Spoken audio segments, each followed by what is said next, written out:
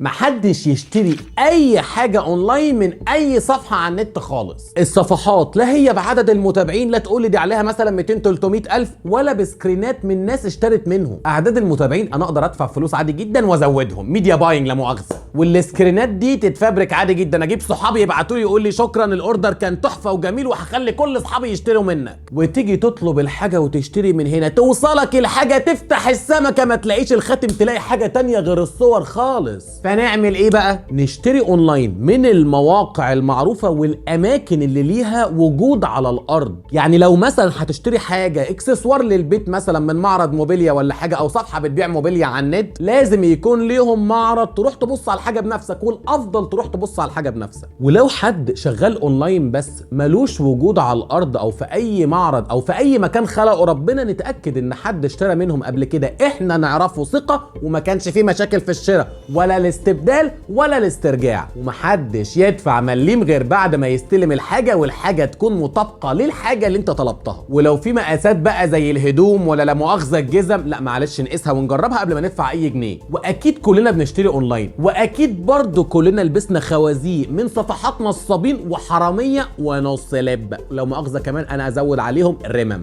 احكوا لي بقى عن خوازيقكم في الكومنتات من الشراء اونلاين، ويا سلام بقى لو في صور، انا بحب السكرينات وبعزها قوي. يلا بينا نوعي الناس من الصفحات النص لبة. سلام عليكم.